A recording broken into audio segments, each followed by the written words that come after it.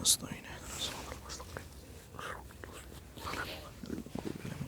بسم الله الرحمن الرحيم قل هو الله احد الله الصمد فنحن بسم الله الرحمن الرحيم قل هو الله الصمد لم يلد ولم يولد فنحن بسم الله الرحمن الرحيم قل هو الله احد الله الصمد اللهم اغفر للمؤمنين والمؤمنات والمسلمين والمسلمات الأحياء منهم والأموات اللهم تابع بيننا وبينهم بالخيرات إنك مجيب الدعوات إنك على كل شيء قدير برحمتك يا أرحم الراحمين اللهم صل على اعوذ باللہ من الشیطان اللعین الرجیم بسم اللہ الرحمن الرحیم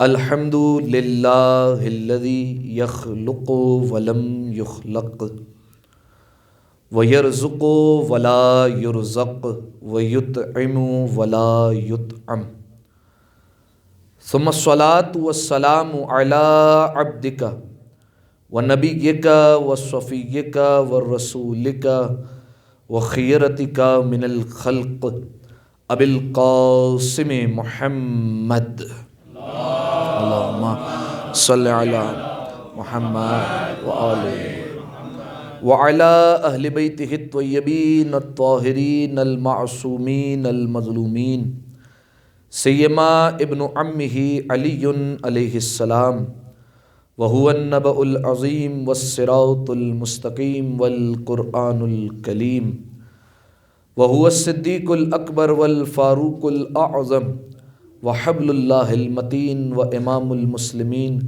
ووصی رسول رب العالمین واللعنة الدائمة على أعدائهم أجمعين اما بعد فقد قال رسول اللہ صلی اللہ علیہ وآلہ وسلم وعلی الباب الثامن مکتوب لا الہ الا اللہ محمد رسول اللہ علی ولی اللہ من اراد الدخول من هذه الابواب فلیتمسک باربع خصال السقاہ وحسن الخلق والصدقۃ والقف عن عذی عباد اللہ صلوات علی محمد و آل محمد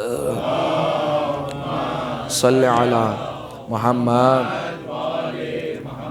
سے بہتر مل کر ایک دفعہ بآواز بلند صلوات دیا کریں اللہم صلی علی محمد جزاکم اللہ۔ سامعین محترم، عزیزان گرامی قدر، مسلسل شبہ جمعہ کی مجالس میں جس موضوع سخن پر ہماری گفتگو ہو رہی ہے وہ ہے سفر آخرت، اور آج بحمد خدا یہ گفتگو اپنے 44ویں مرحلے میں داخل ہو رہی ہے۔ قبض روح سے ہم نے اس سلسلے کو آغاز کیا تھا، اور اس کے بعد ایک ایک منزل،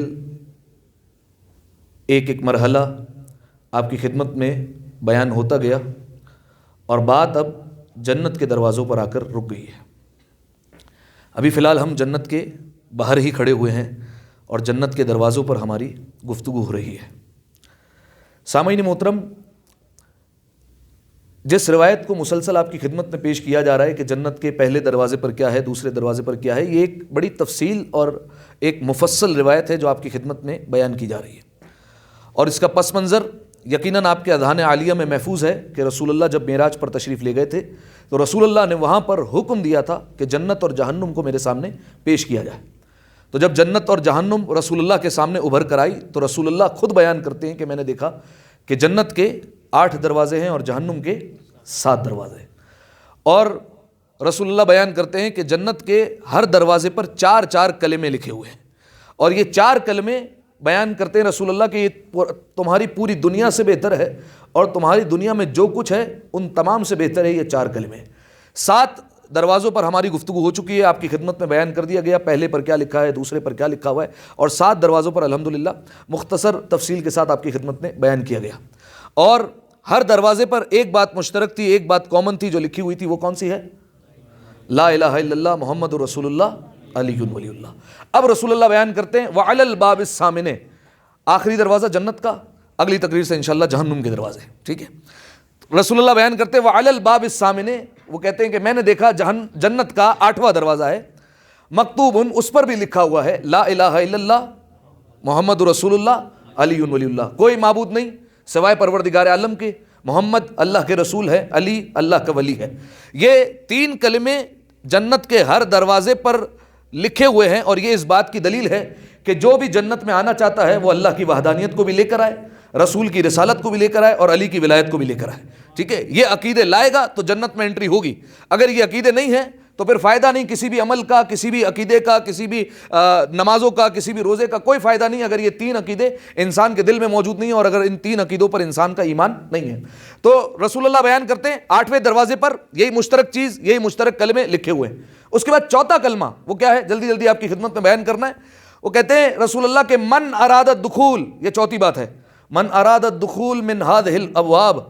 رسول اللہ کہتے ہیں لکھا ہوا تھا کہ جو بھی چاہتا ہے کہ ان دروازوں میں سے کسی میں سے بھی جنت میں داخل ہو جائے, فَلْيَتَمَسَّكْ بِأَرْبَعِ خِصَالٍ, تو اسے چاہیے کہ 4 خصلتوں کو اپنے اندر پیدا کر لے, 4 صفتیں اپنے اندر لے کر آ جائے.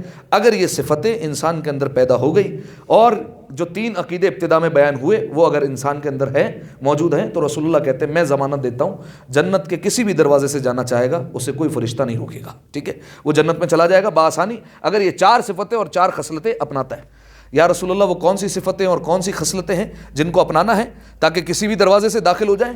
فرمایا سب سے پہلی صفت السخا. فرمایا پہلی صفت کا نام کیا ہے؟ سخاوت. یہ پہلی صفت ہے. اچھا دیکھیے, غور کیجیے, آپ روایت کو سمجھیے. یہ نہیں کہا کہ اگر پیسے ہوں تو سخاوت کرنی ہے, یہ نہیں کہا, صرف کہا کہ سخاوت. قرآن کی آیت ہے, اور قرآن میں پروردگار عالم نے صاحبان تقوی, جو متقی حضرات ہوتے ہیں جنہوں نے تقوی اپنایا ہوا ہے, ان کی صفت پروردگار عالم جب بیان کرتا ہے تو ایک صفت پروردگار عالم نے بیان کی, الذین ينفقون فی السراء والضراء. یہ متقی اور یہ صاحبان تقوی تو وہ ہے جو تنگ دستی میں بھی سخاوت کرتے ہیں اور جو فراوانی میں بھی سخاوت کرتے ہیں. یعنی جب پروردگار عالم نے ان کے ہاتھ میں رزق دیا ہوا ہے تب تو سخاوت کرتے ہی کرتے ہیں, وہ تو سب کرتے ہیں. لیکن کمال یہ ہے کہ وہ ذرہ ہے کہ جب پریشانی ہو, جب مضطرب ہو, جب ہاتھ میں جو ہے وہ کچھ نہ ہو, جب تنگ دستی ہو, پھر سخاوت کرے, ٹھیک ہے. کمال یہ ہے. اور ایسا گھرانہ آپ کو یقیناً مل جائے گا, اور وہ گھرانہ اہل بیت کا گھرانہ ہے اور انہی کے ہم ماننے والے ہیں, لہذا سخاوت کی صفت ہمارے اندر ہونی چاہیے. اب میں بیان کرتا ہوں آپ کے سامنے. دیکھیے, جنگ خیبر جب ہوئی 39 دن تک یہ جنگ چلتی رہی, اور رسول اللہ ایک ایک کو بھیجتے رہے, اور سب جو ہے وہ مسلمان کوشش کرتے رہے کہ کسی طریقے سے یہ خیبر کا قلعہ فتح ہو جائے. لیکن 39 دن گزر گئے, کوئی شہید تو کیا ایک زخمی بھی نہیں ہوا 39 دن تک. 40ویں دن رسول اللہ نے امیر المومنین کو روانہ کیا, اور جب مولا نے خیبر کا باب فتح کر لیا تو بہت سارا مال غنیمت ہاتھ لگا, اور بہت سارا مال غنیمت مسلمانوں کے حصے میں آیا. اب آپ اس سے اندازہ لگائیے کتنا مال غنیمت ہوگا کہ تاریخ نے یہ سطر لکھ دی, اور تاریخ یہ لکھنے پر مجبور ہو گئی کہ اتنا مال غنیمت تھا, اتنا مال غنیمت تھا کہ مدینہ کے لوگ شکر ادا کرنے لگے کہ آج علی کی وجہ سے ہم نے پیٹ بھر کر کھجوریں کھائی ہیں. صحیح ہے, یعنی اس سے پہلے مفلسی کا زمانہ ہے, اس سے پہلے غربت کا زمانہ ہے, کوئی مسلمان ایسا نہیں چند کو چھوڑ کر کہ جو پیٹ بھر کر کھجوریں بھی کھا سکے. یہ جنگ خیبر کے بعد امیر المومنین کا صدقہ تھا کہ جو مسلمان پیٹ بھر کر کھجوریں کھا رہے ہیں. کل بھی علی کے صدقے کھا رہے تھے, آج بھی علی کے صدقے کھا رہے ہیں. لہذا سامعین محترم, پیٹ بھر کر سب نے کھجوریں کھائی. دوسرا جملہ تاریخ نے لکھا کہ مدینے کی عورتوں نے پہلی دفعہ امیر المومنین کے مال غنیمت سے زیورات پہنے, عورتوں نے زیورات کو پہننا شروع کر دیا. بچے مدینے کے سونے کی ڈلیوں سے کھیلنے لگے, اتنا جو ہے وہ مال غنیمت تقسیم کیا گیا, ٹھیک ہے. اچھا, جب مال غنیمت تقسیم ہوا تو ظاہر ہے سب کے حصے میں آیا, تو امیر المومنین کے حصے میں بھی آیا, اور امیر المومنین کے حصے میں دگنا مال غنیمت آیا, کیونکہ شریعت میں مرد کا دگنا حصہ ہوا کرتا ہے, لہذا دگنا حصہ امیر المومنین کے ہاتھ آ گیا. اور جب مولا کو ملا, اور مولا جب اپنے شہر کی طرف روانہ ہوئے, کیونکہ خیبر مدینہ سے 200 کلومیٹر تقریباً فاصلے پر ہے, مولا روانہ ہوئے مدینہ کی طرف. اب جب مدینہ جا رہے ہیں تو مدینہ کے حالات کیا ہیں, کیونکہ لوگ تو پہلے پہنچ چکے ہیں, کئی لوگ ایسے ہوتے تھے جن کو مال غنیمت سے مطلب تھا, لیے اور پہنچ گئے مدینہ. اب جب مدینہ میں پہنچے تو وہاں پر خوشی کا ماحول ہے. کیا ماحول ہے کہ لوگ اچھے اچھے لباس پہن کر گھوم رہے, خواتین کے گلوں میں زیورات موجود ہیں, بچے اچھے اچھے لباس پہن کر گھوم رہے ہیں. لیکن امیر المومنین کے بیٹے امام حسن اور امام حسین اسی لباس میں ہیں جس لباس میں پہلے ہوا کرتے تھے. کچھ بچے آئے اور امام حسن اور امام حسین سے آ کر پوچھنے لگے کہ آپ لوگوں نے آج اچھے لباس نہیں پہنے, اچھے کپڑے نہیں پہنے. ہمارے گھر کی خواتین, ہمارے گھر میں جو خواتین موجود ہیں, ان کے گلوں میں, ان کے ہاتھوں میں تو آج زیورات موجود ہیں. آج ہم سب نے اچھے لباس پہنے, آپ لوگوں نے کیوں نہیں پہنے؟ تو مولا نے پوچھا سامنے سے کہ آج کیا خاص بات ہے کہ تم لوگوں نے اچھے لباس پہنے؟ تو کہا کہ ایک حیدر نام کا کوئی شخص ہے, اس نے خیبر میں فتح دلوائی, کیونکہ یہ حیدر وہ لقب ہے کہ جو امیر المومنین نے جنگ خیبر میں استعمال کیا ہے. اس کے علاوہ ہر جنگ میں مولا تعارف کرواتے ہیں تو کہتے ہیں انا علی ابن ابی طالب, میں ابو طالب کا بیٹا علی ہوں. لیکن یہ خیبر جو ہے وہ واحد جنگ ہے جس میں مولا نے کہا انا الذی سمتنی امی حیدرہ, میں وہ ہوں جس کی ماں نے اس کا نام حیدر رکھا ہے. ٹھیک ہے, کہا کہ کوئی حیدر ہے کہ جس نے خیبر کا قلعہ فتح کیا, اور اس کی وجہ سے ہم نے آج اچھے لباس پہنے اور ہمارے گلوں میں اور ہماری خواتین کے جو ہے وہ ہاتھوں میں زیورات موجود ہیں. اب دیکھیے امام ہے نا, سامنے سے یہ نہیں کہا کہ جس کے صدقے میں یہ تم لباس پہن کر گھوم رہے ہو اور جس کے صدقے میں یہ مدینہ پورا چمک اٹھا ہے وہ ہمارے بابا علی ہے, نہیں کہا مولا نے. دونوں بچے اپنے گھر کی طرف آئے, جناب سیدہ کی خدمت میں آ کر کہا کہ مادر گرامی, بچوں نے اچھے اچھے لباس پہنے ہیں تو کیا ہم لباس نہیں پہنیں گے؟ دوسری خواتین نے زیورات پہنے تو مادر گرامی کیا آپ نہیں پہنیں گے؟ جناب سیدہ نے کہا کہ میرے بچوں, ابھی تمہارے بابا آتے ہوں گے, انہی سے سوال کرنا. ابھی کچھ دیر گزری تھی کہ امیر المومنین گھر میں آ گئے, اور جیسے ہی گھر میں داخل ہوئے تو امیر المومنین کے ہاتھ خالی ہیں. جناب سیدہ نے کہا اے علی, سننے میں آیا کہ آپ نے خیبر کو فتح کیا ہے اور مسلمانوں کے حصے میں اچھا خاصا مال غنیمت آیا ہے, تو آپ کے حصے میں بھی آیا ہوگا. امیر المومنین نے کہا ہاں فاطمہ, مجھے مال غنیمت بہت زیادہ ملا تھا, لیکن جب میں خیبر سے واپسی مدینہ کی طرف آ رہا تھا تو مدینہ کے فقراء میرے سامنے ہاتھ پھیلا کر آ گئے. علی سب دیکھ سکتا ہے, کسی فقیر کا ہاتھ خالی نہیں دیکھ سکتا, لہٰذا میں نے ان فقراء میں یہ سارا مال غنیمت تقسیم کر دیا. اب دیکھیے کوئی اور ہوتا تو امیر المومنین پر اعتراض کر دیتا, سامنے جناب سیدہ ہے نا, وہ بھی کائنات کی ملکہ ہے, یہ دونوں ایک دوسرے کے کف ہے نا. امیر المومنین نے جب کہا کہ میں نے تقسیم کر دیا, جناب سیدہ نے فوراً کہا اے علی, اگر آپ سارا مال غنیمت گھر میں لے کر آ جاتے مجھے اتنی خوشی نہیں ہوتی جتنی آج خوشی ہو رہی ہے. یہ جتنا آپ بانٹ کر آ رہے ہیں مجھے زیادہ خوشی ہو رہی ہے. فوراً جناب سیدہ نے سجدے میں سر رکھا اور کہا پالنے والے تیرا شکر ہے کہ تو نے مجھے علی جیسا شوہر عطا کیا ہے. ایک دفعہ صلوات ہدیہ کرے مل کر وہاں سے بلند, اللہم صلی علی محمد و آل محمد. ٹھیک ہے, تنگ دستی میں بھی عطا کر رہے ہیں. یہ وہی گھرانہ ہے کہ جب حسنین بیمار ہوتے ہیں, گھرانہ روزہ رکھتا ہے, تو دروازے پر اگر کوئی مانگنے آ جائے تو یہ سارے کے سارے اپنی روٹی عطا کر دیتے ہیں. ٹھیک ہے, فقیری میں بھی عطا کر رہے ہیں, اور جب غنی ہو جاتے ہیں, مال ان کو عطا ہو جاتا ہے, ہاتھوں میں آ جاتا ہے, تب بھی عطا کر رہے ہیں. ٹھیک ہے, یہی کہا گیا. فرمایا کہ جنت کے دروازے پر لکھا ہے پہلی صفت اپنانی ہے, وہ کیا ہے؟ سخاوت کی. صحیح ہے, انسان وہ صفت اپنائے سخاوت کی اور اپنے اندر یہ صفت لے کر آئے. بلکہ ایک اور روایت یاد آ گئی, سن لیجئے. امیر المومنین علی ابن ابی طالب علیہ الصلوۃ والسلام, اللہم صلی علی محمد, مولا کسی جنگ میں موجود تھے, اور جنگ میں مولا نے اپنے حریف پر, اپنے مقابل پر, اپنے دشمن پر ایسا حملہ کیا کہ اس کی تلوار ٹوٹ گئی اور تلوار ٹوٹ کر زمین پر گری. اب مولا کی یہ تاریخ رہی ہے کہ مولا نے کبھی نہتے پر حملہ نہیں کیا. لہذا مولا نے جب دیکھا اس کے ہاتھ میں اب تلوار ہی نہیں بچی, ہتھیار ہی نہیں رہا, تو مولا نے فوراً تلوار کو نیام میں ڈالا اور گھوڑے کو موڑا اور جانے لگے. تو وہ جو قاتل تھا, جو مولا کو قتل کرنے کے لیے آیا تھا, جو دشمن تھا, اس نے آواز دے کر کہا یا علی حب لی سیفک, اے علی جا رہے ہیں تو اپنی تلوار تو دیتے جائیے. امیر المومنین وہیں پر مڑے اور امیر المومنین نے اپنی تلوار اٹھا کر اس کی طرف پھینک دی. اس نے اپنی مولا کی تلوار کو پکڑا اور زور زور سے ہنسنے لگا, تاریخ کے جملے کہے لگانے لگا, زور زور سے مولا پر ہنسنے لگا, اور کہتا ہے کہ اب آپ کو مجھ سے کون بچانے والا ہے؟ امام نے کہا تو اب تک یہ سمجھ رہا ہے کہ تو بچاتا ہے, بچانے والا تو وہ ہے اور وہ بچاتا ہے.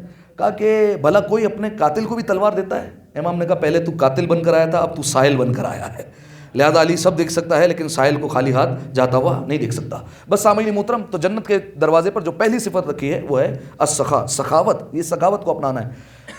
بعض لوگ بالفرض سخاوت نہیں کرتے, تو کیوں نہیں کرتے؟ کیا وجہ ہوتی ہے؟ کہ پیسہ بچا لے, تھوڑا سا بچ جائے, صحیح ہے, سیونگز ہو جائے. میں مولا کا فرمان سناؤں آپ کے سامنے. مولا نے فرمایا عجبت للبخیل, مجھے بخیل انسان پر, بخیل سمجھتے ہیں نا کسے کہتے ہیں؟ کنجوس. مجھے بخیل انسان پر انتہائی تعجب ہے. یستعجل الفقر منہ ہربا, فرمایا یہ بخیل انسان وہ ہے کہ جو فقر سے بھاگنے کے لیے پیسے کو روکتا ہے, لیکن اسے پتہ نہیں کہ یہ غربت کو خود دعوت دے رہا ہے. پیسہ خرچ نہ کر کے یہ غربت کو خود اپنے پاس بلا رہا ہے, خود فقر آ رہا ہے, خود غربت آ جائے گی. یعنی مولا نے کہا یہ مال جو تمہارے ہاتھ میں ہے, آج تم سخاوت نہیں کر رہے, آج تم انفاق نہیں کر رہے, اللہ کی راہ میں خرچ نہیں کر رہے, بچا کر رکھ رہے ہو. کیوں؟ تاکہ سیونگ ہو جائے, کچھ بچ جائے. مولا نے کہا زیادہ دیر نہیں رہے گا, یہ تم خود فقر کو بلا رہے ہو, خود غربت کو بلا رہے ہو, ایک دن یہ خود تمہارے پاس سے نکل کر چلے جائے گا. لہٰذا سامعین محترم, پہلی صفت جو دروازے جنت پر لکھی 8ویں دروازے پر, وہ کیا ہے؟ کہ سخاوت کو اپناؤ. دوسری صفت فرمایا حسن الخلق, فرمایا اچھا اخلاق. جملہ یاد ہے نا پہلا کہ رسول اللہ نے کیا فرمایا, جو کوئی بھی ان 8 دروازے میں سے کسی دروازے سے بھی داخل ہونا چاہتا ہے تو 4 صفتوں کو اپنائے. پہلی صفت ہو گئی سخاوت, اور دوسری صفت بیان فرمایا دوسری صفت ہے اچھا اخلاق. اچھا دیکھیے, اچھے اخلاق کے حوالے سے ظاہر ہے کہ اس سے تو یہ صفت وہ ہے کہ جس کی تربیت جو ہے وہ بچپن سے ہی ہوتی ہے, اور اسی لیے روایت کے جملے ہیں کہ میدان قیامت ہوگا, اور قیامت کے میدان میں جب حساب و کتاب ہو رہا ہوگا, اور حساب و کتاب کے دوران کچھ ماں باپ ایسے ہوں گے جو جنت کی طرف جا رہے ہوں گے. حساب و کتاب کلیئر ہو گیا, نیکیوں کا پلڑا بھاری ہو گیا, اب اجازت مل گئی ابا جان کو کہ جائیے حضور جنت کی طرف آپ. اب وہ جنت کی طرف جا رہے ہوں گے, روایت کے جملے بیٹا کھڑا ہو جائے گا درمیان میں, صحیح ہے, اولاد جو ہوگی وہ درمیان میں آ کر کھڑی ہو جائے گی اور کہے گی کہ ہم اس کو جنت میں نہیں جانے دے سکتے. کیوں؟ کیونکہ ہم ان کو آج آگ کرتے ہیں. صحیح ہے, آج ہم نے لفظ سنا ہے ایک آکے والدین, صحیح ہے, یعنی والدین کی نافرمانی کرنا. اچھا یہ آکے والدین دیکھیے یہ وہ سسٹم نہیں ہے کہ والدین کہیں گے کہ میں نے تمہیں آگ کر دیا تو انسان آگ ہوگا, نہیں, یہ آٹو سسٹم ہے. صحیح ہے, یعنی جدھر انسان نے والدین کی نافرمانی کی آگ ہو گیا. یہ دوسرے جو ہے وہ جگہوں پر ہوتا ہے کہ اخبار میں باقاعدہ تحریریں دینی پڑتی ہے کہ ہم نے فلاں کو آگ کر دیا, اب اس کا میراث میں کوئی حصہ نہیں ہے. ہمارے جو ہے وہ مکتبہ فکر میں ایسی کوئی جو ہے وہ کہانی نہیں ہے. ہمارے یہاں اگر بالفرض والدین کسی کو آگ کر دیں, یعنی انسان خود بخود آگ ہو بھی جائے, تبھی میراث میں تو حصہ ملے گا. یہ میں فقہی مسئلہ بیان کر رہا ہوں, لیکن بہرحال وہ آگ ہو گیا تو ہمارے یہاں آٹو سسٹم ہے. لیکن ہم نے یہ سنا ہے کہ والدین جو ہے وہ اولاد کو آگ کرتے ہیں. یہ اولاد ہوں گی قیامت کے میدان میں جو کہیں گی کہ ہم نے ماں باپ کو آگ کر دیا ہے. ٹھیک ہے, یہ کون سی اولاد ہے؟ تو اب ان سے پوچھا جائے گا کہ کیا ماجرا ہے, تو فوراً کہیں گی کہ ہمارے کچھ حقوق تھے جو ہمارے والدین پر ذمہ داری تھی ان کی کہ وہ ہمارے حقوق کو ادا کرتے, لیکن انہوں نے پورا نہیں کیا. اب معصوم سے پوچھا گیا کہ وہ حق کیا ہے؟ فرمایا حق الولد علی الوالد, فرمایا باپ پر حق یہ ہے بیٹے کا. کیا حق ہے؟ ان یعلم القرآن, پہلی بات یہ ہے کہ اس کی قرآن کی تعلیم دے. صحیح ہے, اگر بالفرض کوئی بچہ میدان محشر میں پکڑا گیا, اس کو قرآن پڑھنا نہیں آتا اور اس نے کہہ دیا کہ میرے ابا نے نہیں سکھایا, تو بچہ تو شاید چھوٹ جائے, ابا پکڑے جائیں گے. صحیح ہے, ابا کا جو ہے وہ گریبان پکڑا جائے گا کہ تم نے کیوں نہیں سکھایا. صحیح ہے, اور میں نے پہلے ہی کہا ہے کہ قرآن اور اہل بیت علیہ السلام کے فرامین اور اہل بیت علیہ السلام کی تعلیمات یہ وہ چیزیں جن کو سیکھنے کی کوئی عمر نہیں ہوتی. ٹھیک ہے, ویسے ہی ہمارے یہاں عمر سے کوئی تعلق نہیں ہوتا. آپ جو ہے وہ کسی بھی عمر میں کسی بھی جو ہے وہ آپ ایج میں قرآن سیکھنا چاہیں آپ قرآن سیکھیے, بسم اللہ کیجیے. ٹھیک ہے, ہو سکتا ہے آپ کے زمانے میں ایسے وسائل نہ ہوں کہ آپ کے ماں باپ نہ سکھا سکیں, لیکن آپ سے سوال ہو جائے کہ بھائی تم نے کیوں نہیں سیکھا اگر تمہارے پاس وسائل موجود تھے. ٹھیک ہے, تو پہلا حق بیان کریں گے, کہا کہ ان یعلم القرآن, باپ کی ذمہ داری تھی بچے کو قرآن سکھانا, کیوں نہیں سکھایا. دوسرا ان یحسن اسما, دوسری ذمہ داری تھی اس کا اچھا نام رکھے. اب وہ بیچارہ بدقسمت اس کا نام پپو رکھ دیا, گلو رکھ دیا, اور معاشرہ سارا اس کو اسی نام سے پکار رہا ہے. ٹھیک ہے, اور اسی نام سے جو ہے وہ اس کو صدائے دے رہا ہے سارا.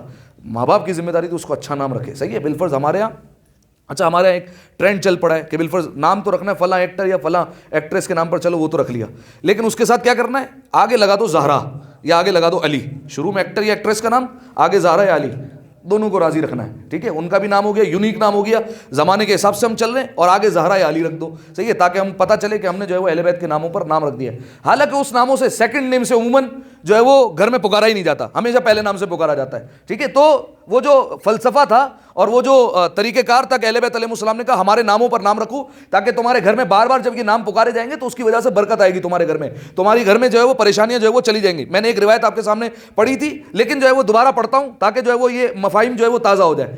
پانچویں امام محمد باقر علیہ الصلوۃ والسلام, اللہم صلی علی محمد, غالباً پچھلی تقریر میں پڑھی لیکن یہ بھی میرے موضوع میں, تو میں دوبارہ پڑھ رہا ہوں اس روایت کو. مولا عیادت کے لیے گئے, یاد ہوگا آپ کو, ایک بندہ مومن کے گھر پر گئے عیادت کے لیے, جب دروازے پر دستک دی بچہ باہر آ گیا. ٹھیک ہے, یاد ہوگا آپ کو. مولا نے فوراً اس سے پوچھا مسموک, بیٹا کیا نام ہے, جیسے بڑے پوچھ لیتے بچوں کو پیار کرتے ہوئے, کیا نام ہے بیٹا تمہارا. تو اس نے کہا اسمی محمد, میرا نام کیا ہے, محمد ہے. روایت میں مولا کے چہرے پر مسکراہٹ آ گئی. صحیح ہے, مولا ہنسنے لگے. اب دیکھیے آپ اگر صرف بچوں کے یہ نام رکھ دیں تو یہ اہل بیت علیہ السلام کی خوشی کا باعث بن جاتا ہے کہ آپ نے نام ایسا رکھا کہ اہل بیت علیہ السلام کی مسکراہٹ کا سبب بن گیا. ٹھیک ہے, کیا کہا, اسمی محمد, میرا نام محمد ہے. اچھا بما تکنا, اچھا تمہیں معاشرے میں کس نام سے پکارا جاتا ہے. ابھی میں نے آپ کو بتایا ہمارے معاشرے میں کس کس نام سے پکارتے ہیں. صحیح ہے, لیکن عرب میں 2 نام ہوتے تھے, ایک نام گھر والے رکھتے تھے, ایک نام باہر والے رکھتے تھے, معاشرے والے اس نام سے بھی پکارا کرتے تھے. جب اس نے کہا نا, مولا کے چہرے پر اور مسکراہٹ آ گئی. کہا مولا نام محمد ہے, معاشرے والے علی کہہ کر پکارتے ہیں, معاشرے والے علی کہتے ہیں. مولا نے کہا لقد احتذرت من الشیطان احتذارا, تو نے شیطان سے بچنے کا مکمل بندوبست کر دیا ہے. تیرے اس نام رکھنے کی وجہ سے شیطان کی چیخیں نکل آئی ہے جو تم لوگوں نے یہ نام رکھے. ٹھیک ہے, تو نام رکھا جائے. دوسرا حق فرمایا ان یعلم القرآن, قرآن کی تعلیم دے. ان یحسن اسما, اچھا نام رکھے. وہ ان یحسن ادبا, صحیح ہے, آگے بات اس نے اخلاق تک. فرمایا کہ اچھا ادب سکھانا یہ بھی ماں باپ کی ذمہ داری ہے، صحیح ہے، یہ اچھی تربیت کرنا یہ بھی ماں باپ کی ذمہ داری ہے۔ اگر بالفرض کوئی میدان محشر میں بے ادب پکڑا گیا تو اسے بھی پکڑا جائے گا، لیکن ساتھ میں اس کے ابا کو بھی پکڑا جائے گا، اس کی اماں کو بھی پکڑا جائے گا، صحیح ہے، کہ کیوں ادب نہیں سکھایا، کیوں تربیت نہیں کی، اور کیوں اچھا اخلاق نہیں سکھایا۔ لہٰذا فرمایا کہ محشر میں کچھ اولادیں ہوں گی جو اپنے باپ کو اپنی ماں کو آگ کر دیں گے، صحیح ہے، کیوں؟ کیونکہ انہوں نے حقوق ادا نہیں کیے ہوں گے۔ ان میں سے ایک حق کیا ہے؟ اچھی تربیت کرنا، اچھا ادب سکھانا، اچھا اخلاق سکھانا۔ ایک دفعہ صلوات عطیہ کریں مل کر بآواز بلند، اللہم صلی علی محمد وآل محمد۔ رسول اللہ کا فرمان ہے، فرمایا ہر امت کی، ہر دین کی کوئی نہ کوئی علامت ہوتی ہے۔ آپ دیکھ رہے ہیں نا کتنے سارے ادیان ہو چکے ہیں، عیسائی ایک الگ مذہب ہے، ہندو ایک الگ مذہب ہے، یہودیت جو ہے وہ ایک الگ مذہب ہے، کتنے سارے مذہب ہو گئے۔ رسول اللہ نے فرمایا ہر دین کی کوئی نہ کوئی پہچان ہوتی ہے، آپ کو دیکھتے ہی پتہ چل جائے گا کہ یہ فلاں مذہب سے تعلق رکھتا ہے۔ بالفرض کسی نے اگر اپنے گلے میں صلیب لٹکایا ہوا ہے، صحیح ہے، تو آپ فوراً پہچان جائیں گے یہ عیسائی ہے، ٹھیک ہے، یہ کرسچن ہے، صحیح ہے۔ اسی طریقے سے کسی نے جو ہے وہ اپنے سر پر ماتھے پر تلک لگایا ہوا ہے، صحیح، تو آپ پہچان جائیں گے یہ کون ہے، ہندو ہے، صحیح ہے۔ تو ہر مذہب کی کوئی نہ کوئی کچھ نہ کچھ علامتیں ہوتی ہیں۔ اسی طریقے سے رسول اللہ نے فرمایا میرے دین کی بھی کچھ علامتیں ہیں، ان میں سے ایک علامت کیا ہے؟ فرمایا اچھا اخلاق ہونا۔ تم بولو تو پتہ چلے کہ یہ علی کا شیعہ بول رہا ہے، تم بولو تو پتہ چلے محمد کا امتی بول رہا ہے، تم بولو تو پتہ چلے کہ یہ حسین کا ماتمی بول رہا ہے، لہذا پتہ چلنا چاہیے۔ لہذا فرمایا کہ ہر دین کی کوئی نہ کوئی پہچان ہوتی ہے، اور ہمارے دین کی پہچان کیا ہے؟ اچھا اخلاق ہونا، صحیح ہے۔ رسول اللہ نے دیکھیے 40 سال تک اپنے کردار سے ہی لوگوں کو منوایا، اپنے کردار سے ہی لوگوں کو متاثر کرتے رہے اور اپنے قریب بلاتے رہے۔ ایک روایت سنیے اس حوالے سے، ایک یہودی رسول اللہ کے زمانے میں تھا، اور رسول اللہ نے جب ظاہر اعلان رسالت کر دیا اور بیان کر دیا کہ میں اللہ کا آخری رسول ہوں، جب بیان کیا تو روایت میں ایک یہودی تھا، اور وہ یہودی روزانہ ایک کام کیا کرتا تھا۔ وہ کیا؟ وہ یہ کرتا تھا کہ مکہ اور مدینہ کے درمیان کچھ جھاڑیاں ایسی تھیں جو مشہور تھیں، کس حوالے سے کہ اگر یہ کسی کے پیر میں یا کسی کے جسم میں اگر چبھ جائے ہلکی سی بھی تو کئی دنوں تک ٹھیک نہیں ہوتا تھا یہ زخم، اور اس کی سوزش بڑی خطرناک ہوا کرتی تھی، ایسا لگتا تھا شہد کی مکھی نے ڈس لیا، اتنے خطرناک کانٹے۔ روزانہ صبح صبح اپنے گھر سے نکلتا تھا، ان کانٹوں کو جا کر چنتا تھا، اور وہ چن کر آ کر رسول اللہ کی راہ میں، رسول اللہ کے رستے میں آ کر بچھا دیا کرتا تھا۔ اس کا روزانہ کام یہی تھا، مکہ اور مدینہ سے باہر جا رہا ہے، درمیان میں جا کر کانٹے چن کر فقط اور فقط لا رہا ہے، رسول اللہ کے راہ میں بچھا دو، راستے میں بچھا دو، کیوں؟ صرف آخری رسول جو ہے اس کو تکلیف ہو، بس، اور کچھ مقصد نہیں ہے۔ اچھا، اب جب اس نے دیکھا رسول اللہ روز رستے سے گزرتے ہیں، رسول اللہ کو کانٹے چبھتے ہیں، تکلیف محسوس ہوتی ہے، وہ خوش ہوتا ہے، لیکن وہ دیکھ رہا ہے کہ رسول اللہ کا کوئی رسپانس نہیں ہے سامنے سے، رسول اللہ کچھ کر کیوں نہیں رہے، ٹھیک ہے، یہ جو سامنے والا ہوتا ہے، مقابل ہوتا ہے، اس کو بڑی تکلیف ہوتی ہے اگر سامنے والا کوئی جواب ہی نہ دے۔ لہٰذا جب اس نے دیکھا کہ اس پر کوئی جواب نہیں ہے تو وہ روزانہ جاتا تھا، جانوروں کی آلائشیں لے کر، اوجڑیاں لے کر اپنی چھت پر آ جاتا تھا، جب رسول گزرتے تھے تو اوپر سے پھینک دیا کرتا تھا۔ اب وہ رسول جو کائنات کا رسول جو فرما رہا ہے کہ صفائی نصف ایمان ہے، ٹھیک ہے، یہ ہر بچے کو یاد ہے، صفائی نصف ایمان ہے، تو اب کائنات کا رسول جیسے ہی جو ہے وہ آلائشیں پھینکی جاتی دوبارہ اپنے گھر پر، اور جو ہے وہ دوبارہ صاف ستھرا لباس پہن کر رسول اللہ پھر گزرتے۔ کئی مرتبہ یہ واقعہ ہوا، اس نے جب دیکھا کہ رسول اللہ کچھ جواب نہیں دے رہے، ایک دن رسول اللہ جب گزرے تو دیکھا نہ کانٹے ہیں درمیان میں، نہ کسی نے جو ہے وہ کوئی گندگی پھینکی۔ رسول اللہ نے فوراً اپنے اصحاب سے پوچھا وہ میرا دوست کہاں ہے؟ بات حسن اخلاق پر ہو رہی ہے، وہ میرا دوست کہاں ہے؟ تو کہا یا رسول اللہ کون سا دوست؟ ہم تو اصحاب ہیں، آپ کے ساتھ ساتھ چل رہے ہیں۔ کہا نہیں، وہ جو رستے میں کانٹے بچھاتا تھا اور اوجڑی پھینکتا تھا۔ یا رسول اللہ وہ آپ کو تکلیف پہنچاتا ہے، آپ اس کو دوست کہہ رہے ہیں؟ رسول اللہ نے کہا ہاں وہ دوست ہی ہے۔ کہاں ہے؟ کہا یا رسول اللہ بیمار ہے، سننے میں ہے۔ اچھا بیمار ہے تو پہلے کیوں نہیں بتایا، عیادت کے لیے جاتے؟ یا رسول اللہ وہ آپ کو پریشان کر رہا ہے، آپ عیادت کے لیے جا رہے ہیں؟ رسول نے کہا اکیلا نہیں جاؤں گا، تمہیں ساتھ لے کر جاؤں گا، سب ساتھ چلو میرے۔ سب کا ہاتھ پکڑا اور سب کو لے کر چلے گئے، آ گئے یہودی کے دروازے پر۔ اب آپ دیکھیے یہ حسن اخلاق سے ہوگا کیا، یا اچھے اخلاق سے ہوتا کیا ہے۔ آ گئے اس کے دروازے پر، جیسے ہی دروازے پر دستک گئی اس کی بیوی آ گئی۔ کہا کون ہے؟ کہا محمد ابن عبداللہ، صحیح ہے، نام تو مشہور تھا، لہذا فوراً جا کر اپنے شوہر کو بتایا کہ محمد آئے۔ تو فوراً کہا کہ آج ہی کائنات کے اس رسول کو بدلہ لینے کے لیے آنا تھا جب میں بیمار ہوں؟ تو فوراً کہا نہیں، بدلہ لینے نہیں آئے ہیں، وہ تو کہہ رہے ہیں کہ ہم تمہارے شوہر کی خیریت اور عیادت کے لیے آئے ہیں۔ فوراً شرمندہ ہوا۔ اب عرب کا یہ دستور تھا کہ اپنے گھر سے کسی کو خالی ہاتھ نہیں بھیجتے تھے، ٹھیک ہے، جو مہمان آتا تھا اس کو گھر کے اندر بلائے بغیر بھیجتے نہیں تھے، یہ ان کی جو ہے وہ توہین ہوتی تھی۔ اگر کسی کو پتہ چل جائے کہ فلاں دروازے پر کوئی آیا تھا اور خالی ہاتھ لوٹا دیا گیا اور بغیر اندر بلائے بھیج دیا گیا تو یہ توہین ہوتی تھی، عرب جو ہے وہ اس کو اپنے لیے توہین سمجھتے تھے۔ لہذا جب پتہ چلا کہ یہ کائنات کا رسول آیا، بھیج سکتے نہیں ہیں واپس، اب اندر بلائے تو سامنا کیسے کرے؟ فوراً کہا کہ اپنی زوجہ سے ایک چادر لے کر آؤ، میں اس رسول کا سامنا نہیں کر سکتا۔ زوجہ چادر لے کر آئی، اس نے اپنے سر پر ڈالی، اور جیسے ہی رسول اللہ اندر آئے تو اس نے کوئی جواب نہیں دیا۔ فوراً رسول اللہ نے سلام کیا تو اس نے سامنے سے جواب دیا پہلے، اور اس کے بعد جب رسول اللہ پوچھتے رہے تو کوئی جواب نہیں دے رہا تھا۔ اس کے بعد رسول اللہ نے ایک جملہ کہا مجھے پتہ نہیں تھا تم بیمار تھے، اگر پہلے پتہ ہوتا تو تمہاری عیادت کے لیے میں پہلے آ جاتا۔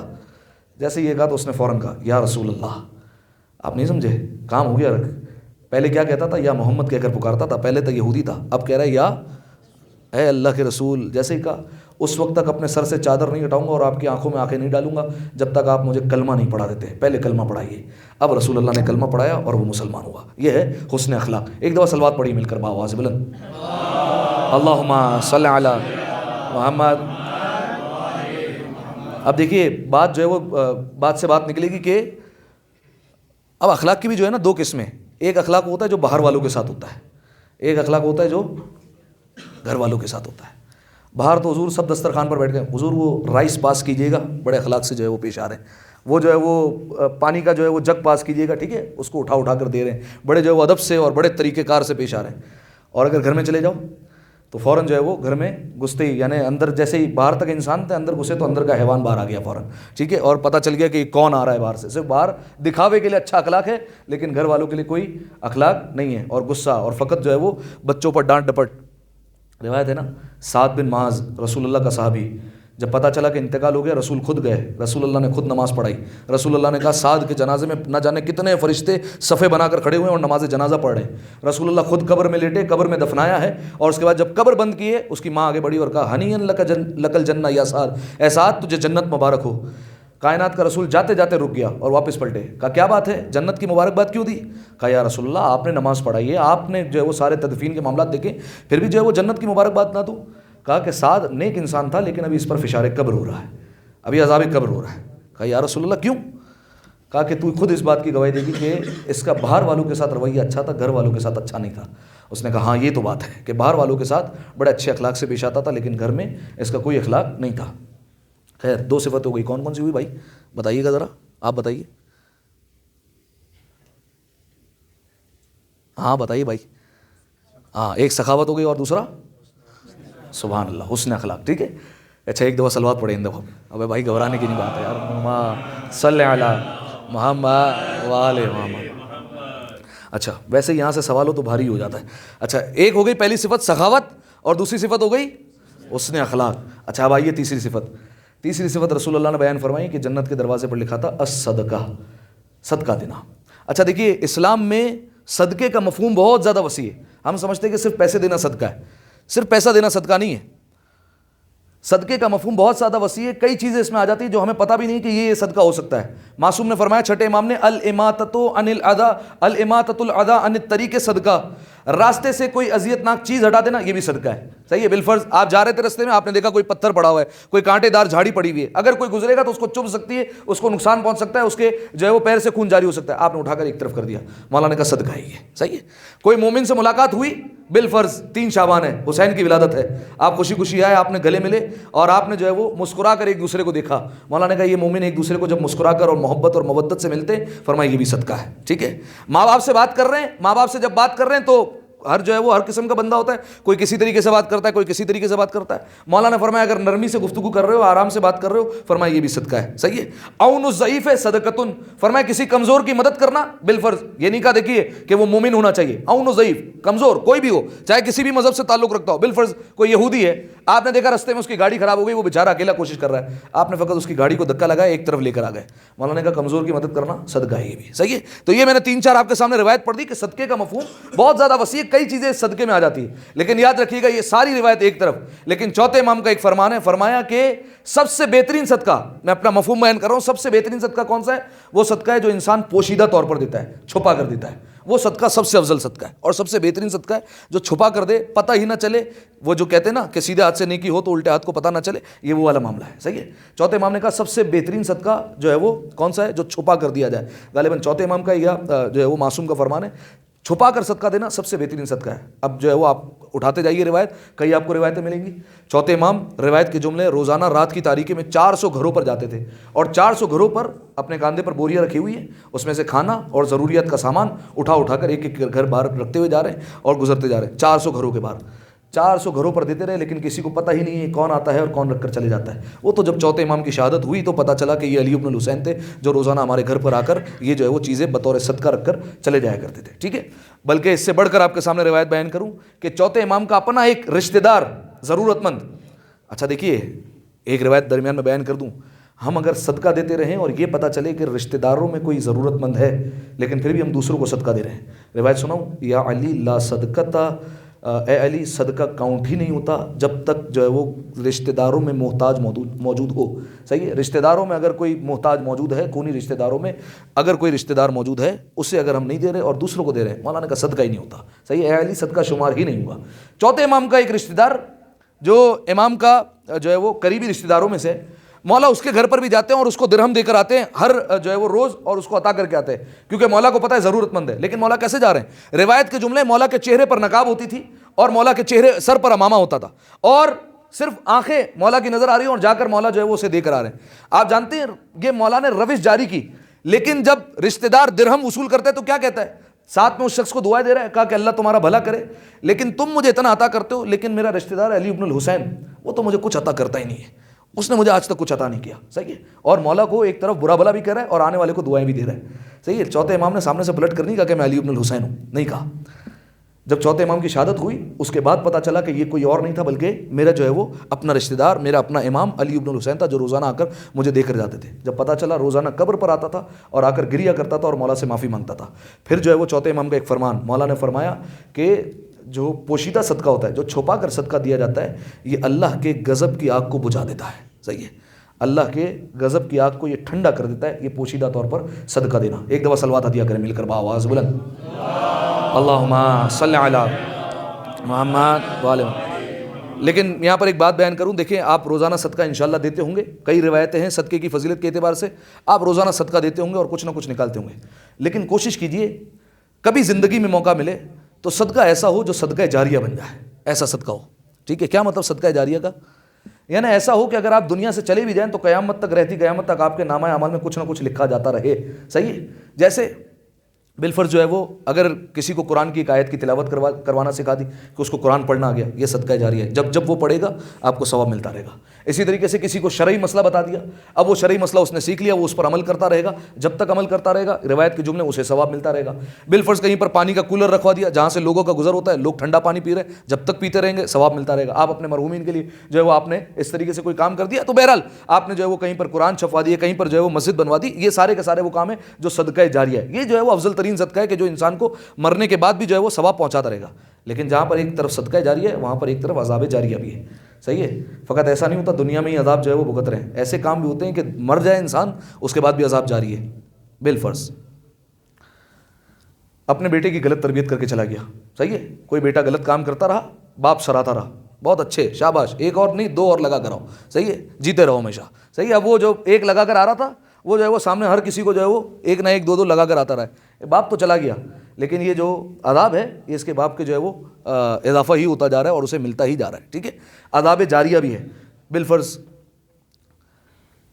گھر میں انٹرنیٹ لگا دیا ابو نے. صحیح ہے, اچھا ابا کا ارادہ کیا تھا کہ ہمارے بچے پڑھیں گے اور ہمارے بچے اس کا صحیح یوز کریں گے.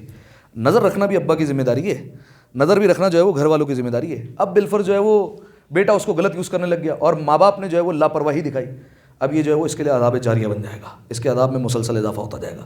بالفرض گھر میں ٹی وی کیبل لگا دیا, اب بچہ جو ہے وہ اس پہ گانے سنتے رہے, یہ ابا کے جو ہے وہ اکاؤنٹ میں عذاب بڑھتا چلا جا رہا ہے. صحیح ہے, تو یہ میں 2-3 مثالیں آپ کے سامنے رکھی ہے, مثالیں سینکڑوں بن سکتی ہیں اور کئی مثالیں جو ہے وہ آپ کے سامنے رکھی جا سکتی ہے. تو یہ جس طریقے سے صدقہ جاریہ ہوتا ہے ویسے ہی عذاب جاریہ بھی ہوتا ہے. لیکن یہاں پر رک کر ایک مسئلہ جو ہے وہ میں صدقے کے حوالے سے بیان کر دوں, جو فقہی مسئلہ ہے, میں نے غالباً جمعے کے خطبے میں بیان کیا تھا لیکن پھر بیان کر دوں. اگر بالفرض میں نے اپنے گھر میں ایک ڈبہ بنا لیا اور اس میں جو ہے وہ روزانہ صدقہ ڈال رہا ہوں, یہ صدقہ روزانہ کاؤنٹ ہو سکتا ہے؟ ہو جائے گا کاؤنٹ؟ نہیں ہوگا. جیب سے نکال رہا ہوں ڈال رہا ہوں, پھر صدقہ اس وقت کاؤنٹ ہوتا ہے جب مستحق کے ہاتھ میں پہنچتا ہے. صحیح ہے, اس سے پہلے یہ صدقہ نہیں کہلاتا ہے. آپ جو ہے وہ ڈبے کے ڈبے بنوا لیجیے اور تھیلے کے تھیلے بنوا لیجیے اور آپ ڈالتے رہیے روز, یہ آپ ہی کی ملکیت کہلائے گی. آپ اس میں سے نکال کر دوبارہ یوز کر لے, کوئی گناہ نہیں ہے. صحیح ہے, یہ آپ ہی کی ملکیت ہے. بلکہ آپ کی خمس کی تاریخ آ گئی تو یہ جو ڈبے میں پیسے پڑے اس پر بھی خمس واجب ہوگا, یہ جو آپ نے جمع کر کے الگ سے رکھے اس پر بھی خمس واجب ہوگا, کیونکہ یہ آپ کی ملکیت سے گئے نہیں ہے, یہ آپ ہی کی ملکیت ہے. صحیح ہے, صدقہ اس وقت کاؤنٹ ہوتا ہے جب مستحق تک پہنچتا ہے. اس کے 2 حل میں نے آپ کو بتائے تھے. پہلا حل یہ تھا کہ آپ فقیر سے خود اجازت لے لیں. بالفرض آپ کے گھر میں کوئی کام کرنے والا ہے, آپ جو ہے وہ چاہتے ہیں کہ مہینے کے آخر میں اسے ایک اچھی اماؤنٹ مل جائے. اب روزانہ کیا جو ہے وہ اس کو 1000-2000 فرا دوں, جو ہے وہ بہتر یہ کہ مہینے کے آخر میں اس کو $30-40 مل جائیں گے, یہ زیادہ اچھا ہے. آپ نے اسی سے اجازت لے لی کہ بھائی روز کے روز میں تمہارے جمع کر رہا ہوں. اس نے اجازت دے دی تو یہ فقیر کی طرف سے اجازت ہو گئی. اب جو ہے وہ روزانہ آپ کا صدقہ جو ہے وہ کاؤنٹ ہوتا جائے گا, چاہے آپ الگ کر کے رکھتے جائیں. یا پھر کوئی ایک ایسا ادارہ ہو کہ جس نے پہلے سے ہی فقراء سے اور پہلے سے ہی جو ہے وہ بالفرض غریب لوگوں سے اجازت لے کر رکھی ہو. جیسے ہمارے یہاں ایک ادارہ ہے شہید فاؤنڈیشن کا, صحیح ہے, کہ ایک ادارہ ہے جو شہید کے جو گھر والے ہیں وہ رسا ہیں ان کے لیے جو ہے وہ کام کرتا ہے. اب وہ جو ہے وہ مہینے آ کر اپنا ڈبہ لیتا ہے اور پیسے لے کر چلے جاتا ہے, تو انہوں نے جو ہے وہ براہ راست اجازت لی ہوئی, تو یہ جو ہے وہ کاؤنٹ ہو جائے گا, ورنہ اس کے علاوہ اگر عام انسان جمع کر رہا ہے تو یہ کاؤنٹ نہیں ہوگا. ایک دفعہ صلوات پڑھے مل کر بآواز بلند, اللہم صلی علی محمد وآل محمد. کتنی صفت ہو گئی؟ 3 صفت ہو گئی. کون کون سی؟ سخاوت, حسن اخلاق اور صدقہ. چوتھی اور آخری صفت فرمایا الکف عن العداء عباد اللہ عن العزی عباد اللہ. فرمایا چوتھی صفت یہ کہ اللہ کے بندوں کو اذیت نہ دے. پھر یہ بات کہ یہاں پر اللہ نے مومن نہیں کہا ہے, شیعہ نہیں کہا ہے, اللہ کا جو بھی بندہ اسے اذیت نہیں دینی, اذیت سے محفوظ رکھنا ہے. اب جیسی بھی اذیت ہو, اور خاص طور پر مومن, صحیح ہے, جہاں پر میں نے یہ روایت بیان کی آپ کے سامنے, افضل العبادت بعد الصلاۃ ادخال السرور فی قلب المومن. نماز کے بعد سب سے افضل عبادت کیا ہے؟ مومن کے دل میں خوشی ڈال دو کسی طریقے سے. یہ نماز کے بعد سب سے افضل عبادت ہے. ویسے ہی جو ہے وہ نماز کے بعد آپ یہ کہہ سکتے ہیں, مفہوم مخالف اس کا یہ نکل سکتا ہے کہ نماز کے بعد سب سے بڑا ہی گناہ شاید یہ ہو کہ جو ہے وہ مومن کو اذیت پہنچائی جائے اور اس کے جو ہے وہ نقصان پہنچایا جائے اسے کسی طریقے سے. بعض اوقات انسان کو پتہ بھی نہیں ہوتا اور سامنے والوں کی جو ہے وہ تذلیل ہو جاتی ہے, سامنے والوں کی بے عزتی ہو جاتی ہے. فرمان سناتا ہوں, ایک دو اور بات ختم کرتے ہیں. روایت کے جملے, اگر کوئی انسان کسی مومن کو بے عزت کرنا چاہے, اس کا ارادہ ہو اس کو بے عزت کروں گا آج, لیکن اسے بے عزت نہ بھی کر سکے, تو روایت کے جملے ہیں کہ پروردگار عالم اس کو ضرور بے عزت کرے گا جس کا ارادہ تھا, اس کو ضرور بے عزت کر کے رکھے گا اور اس کی عزت میں جو ہے وہ ضرور کمی واقع ہوگی. یہ روایت کے جملے میں نے آپ کو بتایا. اسی طریقے سے ایک اور روایت کے جملے, چھٹے امام نے فرمایا اگر بالفرض کسی نے ارادہ کیا کہ میں ایسے الفاظ نکالوں کہ سامنے والا جو مومن ہے اس کو جو ہے وہ تکلیف پہنچے, اس کی جو ہے وہ ویلیو جو ہے وہ لوگوں کی نگاہوں میں کم ہو جائے, کیا ہوتا ہے؟ اخرجہ اللہ عن ولایتہ الی ولایت الشیطان. اللہ اپنی ولایت سے نکالتا ہے اور شیطان کے حوالے کر دیتا ہے. اگلا جملہ اہم ہے, لا یقبل الشیطان, شیطان بھی اس کو قبول نہیں کرتا ہے جو مومن کو اذیت پہنچاتا ہے. ٹھیک ہے, خیر ایک آدھ دو روایتیں بیان کرنی تھی لیکن جو ہے وہ بات ختم کرتے ہیں, وقت جو ہے وہ کافی ہو گیا. 4 صفتیں میں نے آپ کے سامنے بیان کی اور یہ جنت کے 8 دروازے الحمدللہ ہمارے مکمل ہو گئے. 8ویں دروازے پر کیا لکھا تھا؟ لا الہ الا اللہ محمد رسول اللہ علی ولی اللہ.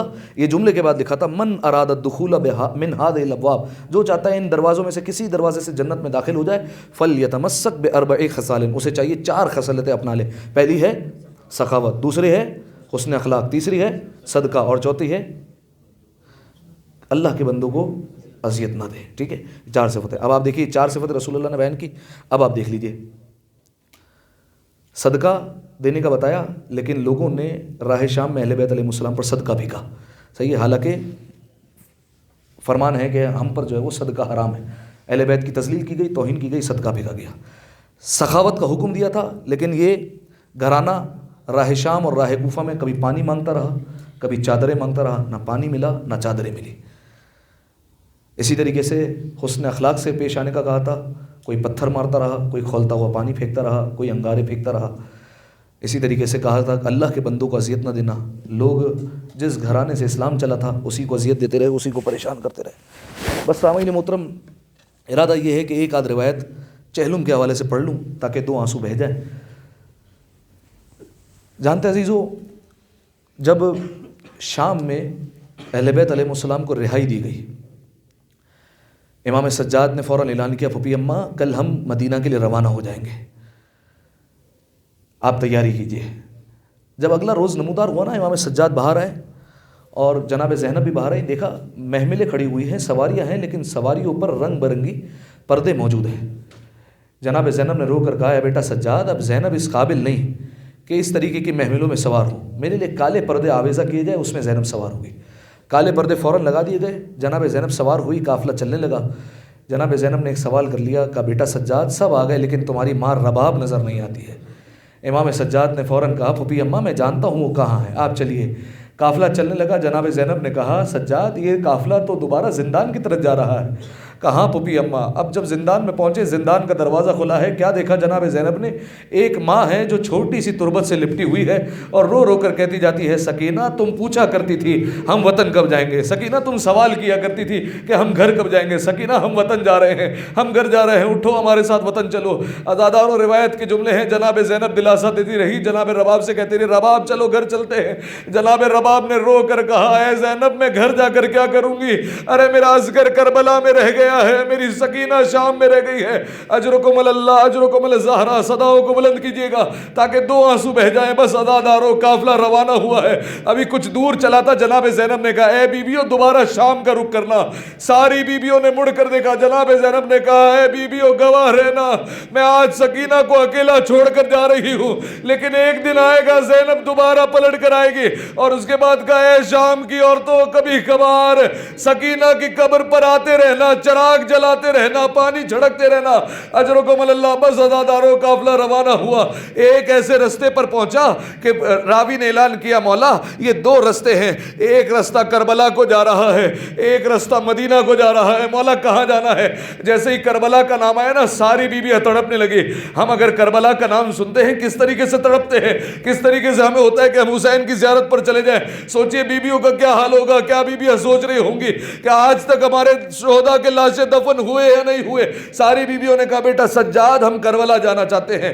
امام سجاد نے حکم دیا کہ قافلے کو کربلا کی طرف روانہ کیا جائے. عزادارو جانتے کربلا میں کیا منظر ہے؟ آخری روایت سن لیجئے. جناب جابر امام حسین کی قبر کے پہلے زائر ہیں, ان کے ساتھ ان کا غلام ہے جس کا نام ہے عطیہ.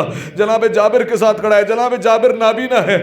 جناب جابر آتے ہی کہتے ہیں اے حسین, جب کبھی بھی میں آتا تھا آپ اٹھ کر مجھے گلے لگا لیا کرتے تھے. اے حسین میں دوبارہ پلٹ کر آیا ہوں, مجھے جواب دیجئے. کوئی جواب نہیں آیا.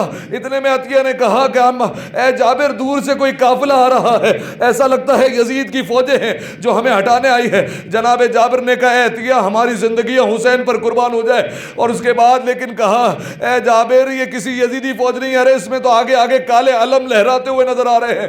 جناب جابر نے کہا اے عطیہ اگر یہ میرے مولا سجاد کا قافلہ ہوا میں تجھے آزاد کر دوں گا. کہا تمہارے مولا سجاد کی کیا علامتیں ہیں؟ کہا میرا مولا سجاد 23 برس کا جوان ہے, ان کی کمر سیدھی ہے, ان کا سینہ چوڑا ہے, بال سارے سیاہ ہیں. بس عزادارو یہ سنت عطیہ نے ایک مرتبہ کہا نہیں جابر یہ آپ کے مولا نہیں ہو سکتے. کہا ایسے کیوں کہہ رہا ہے؟ کہا کیونکہ جو آگے آگے آ رہا ہے ارے اس کی کمر جھک چکی ہے, اس کا سینہ جھکا ہوا ہے, اس کے شانے جھک چکے ہیں, سارے بال سفید ہو چکے ہیں. بس عزادارو امام سجاد نے دور سے دیکھا, جابر پر جیسے ہی نگاہ پڑی. آپ جانتے نا اگر کسی کا باپ دنیا سے چلے جائے اس کے دل میں بڑی حسرت ہوتی ہے کہ کوئی مجھے سینے لگائے اور میرے باپ کا مجھے پرسہ دے. کربلا کے بعد سے امام سجاد کو کسی نے پرسہ نہیں دیا تھا. امام سجاد نے دور سے دیکھا, دوڑتے ہوئے آئے اور جابر کو گلے لگا دیا اور رو رو کر کہنے لگے جابر اسی زمین پر ہمارے بابا کو مارا گیا, جابر اسی زمین پر ہماری بہن کو تماچے لگے, جابر یہی ہماری پھوپھیوں کا پردہ چیرا گیا. اجرکم اللہ اجرکم الزہرا. شہزادی کوئی غم نہ دے, صداؤں کو تھوڑا سا بلند کیجئے گا.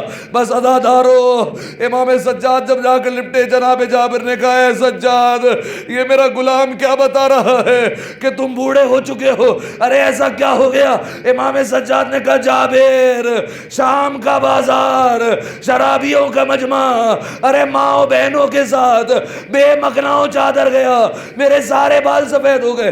امام سجاد نے کہا اے جابر اب میں آپ کو حکم دیتا ہوں آپ تھوڑا سا دور چلے جائیے.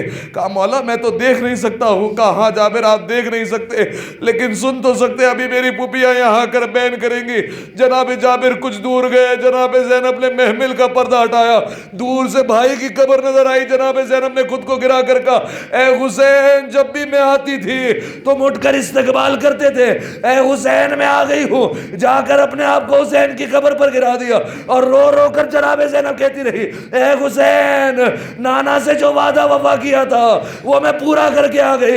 اے حسین ہمارا کنبا لٹ گیا. اور آخر میں کہا اے حسین میں دین بچا کر تو آ گئی لیکن تمہاری ایک امانت شام کے زندان میں رہ گئی, ارے تمہاری بچی کو نہ بچا سکی. بس عزادارو اجرکم اللہ آخری جملہ ہے. ساری بیوی آئی امام حسین کی قبر پر اپنے آپ کو گرا دیا. ساری بیویاں گریا کر رہی تھی. امام سجاد نے دیکھا اگر ایسے ہی گریا ہوتا رہا کوئی بیوی بے ہوش ہو جائے گی. فوراً اپنی پھوپھی کا بازو تھاما, پھوپھی اماں چلیے وطن چلتے ہیں. ساری بیویاں اٹھی. ایک بیوی نے سوال کر لیا یہ برابر میں کس کی قبر ہے؟ کہا یہ علی اکبر کی قبر ہے. پھر ساری بیویوں نے اپنے آپ کو گرا دیا. علی اکبر کا ماتم ہوا. پھر ایک مرتبہ امام سجاد نے دلاسا دیا, کہا یہ کس کی قبر ہے؟ کہا قاسم کی قبر ہے. ہے، ہر قبر پر گریا ہوا۔ امام سجاد لے کر جانے لگے، جناب زینب نے کہا ہے بیٹا سجاد، ساری قبروں پر ہم نے گریا کر لیا لیکن ایک قبر پر گریا نہیں کیا۔ ارے میرے بھیا ابو الفضل عباس، ان کی قبر کہاں ہے؟ امام سجاد نے کہا پھوپھی اماں فرات کے کنارے ہیں۔ ادادارو آخری جملہ، جناب زینب ساری بیویوں کو لے کر چلی، بیویوں کا رستہ روک کر کہتی ہے اے بیویوں عباس کو سب بتا دینا، ہمارا پردہ چھن گیا، شرابی کے بازار میں گئے، ہمیں تازیانے لگائے گئے، ہمیں گھوڑے مارے گئے، لیکن ایک بات مت بتانا، ارے مت بتانا سکینہ شام میں رہ گئی ہے۔ ارے عباس کی غیرت برداشت نہ کر سکی۔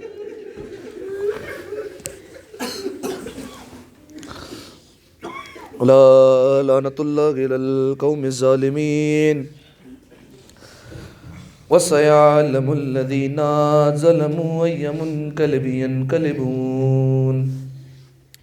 دعا ہے پروردگار عالم سے، پروردگارہ ہماری اس عبادت کو اپنی بارگاہ میں قبول فرما، پالنے والے تمام گناہان صغیرہ اور کبیرہ کو معاف فرما، پالنے والے جتنے حاضرین تشریف فرما ہے، اگر کوئی حاجت کوئی تمنا دل میں لے کر بیٹھے ہیں میرے مالک، تمام کی حاجات کو اپنی بارگاہ میں قبول فرما، تمام کے رزق میں مزید وسعت اور کشادگی عنایت فرما میرے مالک، جنت البقیع کی تعمیر کے اسباب جلد از جلد مہیا فرما، تمام مقامات مقدسہ کی حفاظت فرما، تمام مقامات مقدسہ کی زیارت نصیب فرما، زمانے کے امام کے ظہور میں تعجیل فرما، ہمیں ان کے اعوان و انصار میں شمار فرما۔ ماتم حسین۔